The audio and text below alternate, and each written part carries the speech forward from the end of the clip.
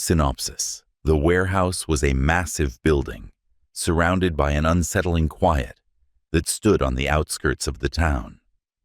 The ruined doors and tall walls of this building had seen better days, but it was within this deserted shell that Daniel and Emily's tragic tale would take place. Daniel was a man in his mid-30s who was well known for his family-oriented attitude and serenity. 5 years earlier, he had married Emily, a stunning woman with a contagious laugh. Daniel's life was brightened by their son Jacob. The story started on a typical summer's day. As a truck driver, Daniel had come home early to surprise his wife and son. He heard quiet voices coming from the living room as soon as he entered their quaint home. His world was turned upside down when he happened to eavesdrop out of curiosity. Emily was talking on the phone, her voice tremulous and low. She mentioned that their son's biological father was a man, not Daniel. The knowledge struck Daniel, and his heart began to pound in his chest. His cherished child, Jacob, wasn't his biological son. Betrayal and anger rushed through him, impairing his judgment. Entering the room with a fury, he confronted Emily about what he had heard. At first, she made an effort to deny it, but her eyes revealed the reality. After Emily admitted to the affair, Daniel's entire world fell apart. Daniel became furious and demanded to know who the father of his son was. Emily paused for a while before revealing that it was a man named Greg, an office colleague, beneath Daniel's enraged stare. An evil scheme began to take shape in Daniel's head as he became enraged. The lies and betrayal that had ruined his life were beyond his comprehension. The days that followed were a haze. Daniel seldom spoke to Emily and avoided her. The majority of his time was spent at the warehouse, where he frequently went to decompress.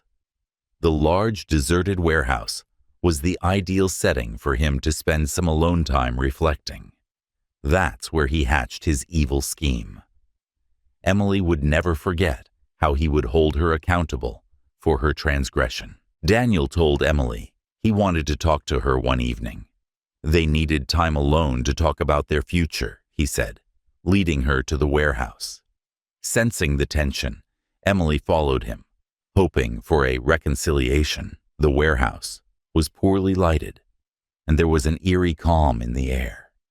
The sound of Daniel locking the door behind them reverberated across the large room. Daniel brought up Emily's infidelity with her once more as they stood in the chilly, large warehouse. Tears filled her eyes as she begged for pardon, but Daniel was no longer as naive.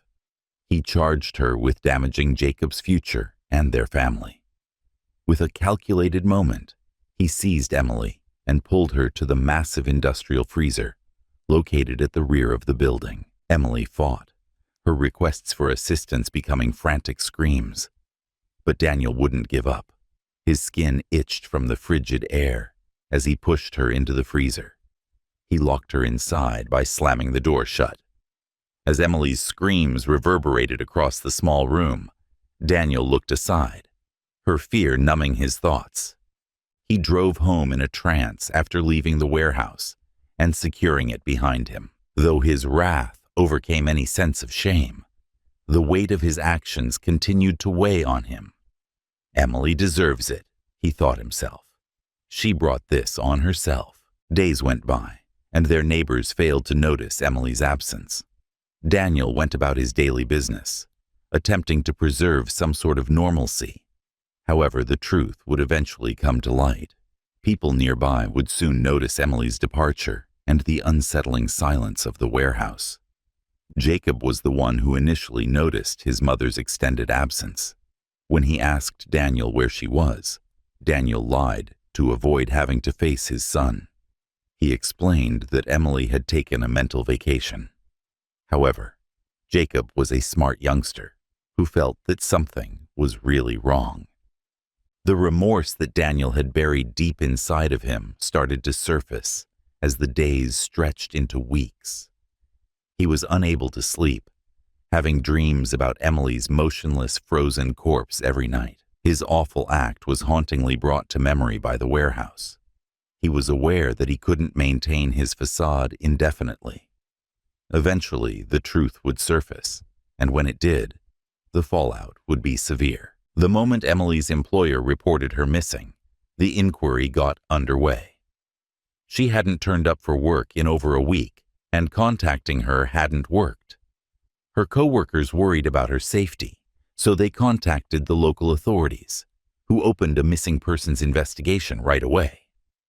When officers paid Daniel's house a visit, they inquired about Emily's location. Nervous, Daniel kept to his claim that Emily had taken a trip to decompress. The police suspected something was wrong, even if he assured them otherwise. Suspicion was aroused by Emily's abrupt absence and Daniel's evasive actions. They started by speaking with friends and neighbors in order to compile a timeline of Emily's last known whereabouts. Emily confessed in one of her closest friends about the affair and her worry that Daniel would find out. This information gave the case a new angle.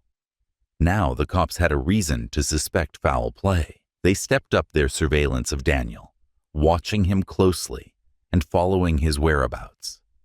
Daniel sensed the pressure, and his paranoia grew. He knew that the truth will eventually come to light.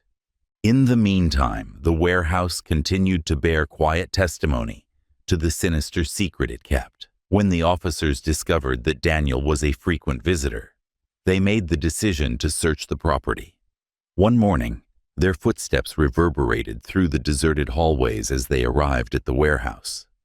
They discovered the freezer at the back as they continued to explore the large, dusty area. The officers exchanged nervous looks as the temperature dropped with each step. They opened the freezer with a sensation of dread. They were met with a terrifying scene. Emily's face was a mask of horror as her body lay immobile. Their greatest worries were realized when they saw that Emily's abduction was not an accident. It was a premeditated murder. The neighborhood was rocked by the revelation.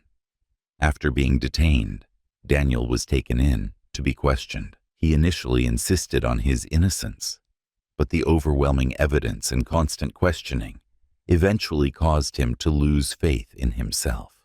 Hollow-voiced, he admitted to having locked Emily in the freezer and related the sequence of events that finally resulted in her death. He talked of anger and betrayal, of the moment he lost it, and determined to solve the problem himself. The ensuing trial caused quite a stir in the media. As Daniel was escorted into the courthouse, reporters descended upon it, their cameras blazing. There were many people in the courtroom, all eager to see the drama play out. The prosecution presented a horrifying image of a man who, driven insane by resentment and jealousy, had brutally killed his wife in a fit of wrath. Daniel's defense lawyer contended that his acts were a transient error of judgment brought on by great stress and betrayal, and that he had been driven to an emotional breaking point. They painted him as a devoted father who had been caught off guard by a terrible reality. Witnesses took the stand, each adding a layer of detail to the tragic story.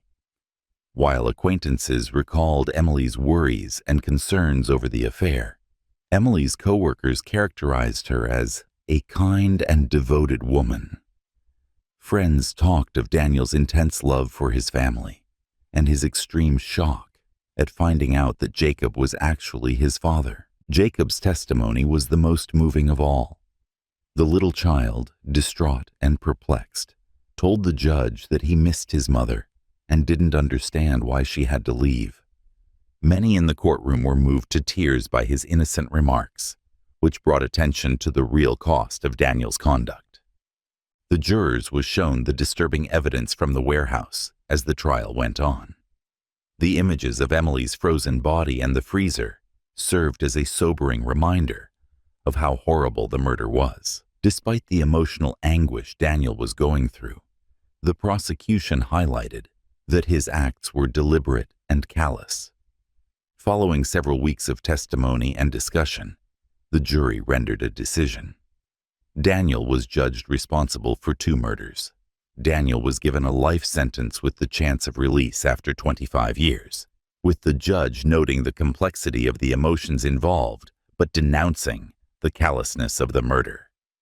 The community felt some closure following the verdict, but it would take much longer for the wounds caused by the tragedy to heal. Living with his maternal grandparents at the time, Jacob found it difficult to accept the death of both of his parents. Daniel used to spend his alone time at the warehouse, but now it was deserted once more, a somber memorial to a family shattered by lies and secrets.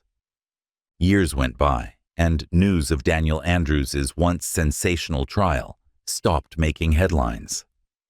Ultimately, the warehouse was demolished and replaced with a business building that had no remnants of its troubled past.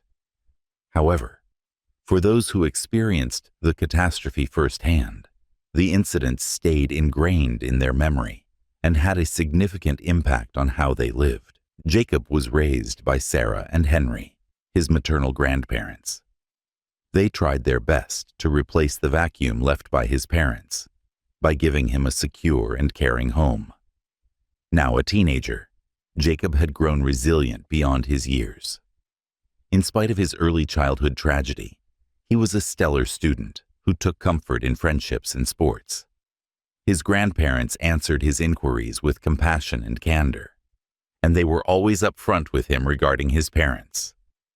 However, the doubts persisted, and Jacob frequently pondered the intricacies of love and treachery that had resulted in his mother's terrible demise. Daniel was serving his time in a state penitentiary at the same time, where it seemed like time had stopped. With every year that went by, his remorse and shame became more and more heavy. In an attempt to achieve some sort of atonement, he engaged in prison programs and attended therapy sessions. Father O'Brien, the prison chaplain, developed a close relationship with Daniel, providing him with advice and aiding in his acceptance of the gravity of his deeds. Daniel had an unexpected visitor one stormy night as the rain pounded the jail walls. It was Jacob's grandma, Sarah.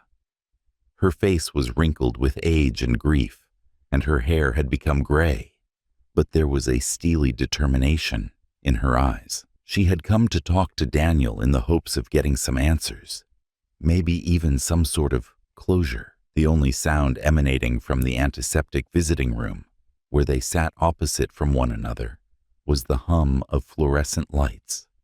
Sarah was the first to speak, her tone steady but somewhat emotional. "Daniel, I've had a hard time understanding your actions for years. Emily was my daughter, and I had deep affection for her. But Jacob deserves to know why he's growing up without his parents." Daniel nodded, his hands shaking. "Sarah, not a day goes by that I don't feel regret for what I did. I was overcome with rage and betrayal. Upon discovering the affair, I experienced a sense of complete collapse. My reasoning was clouded.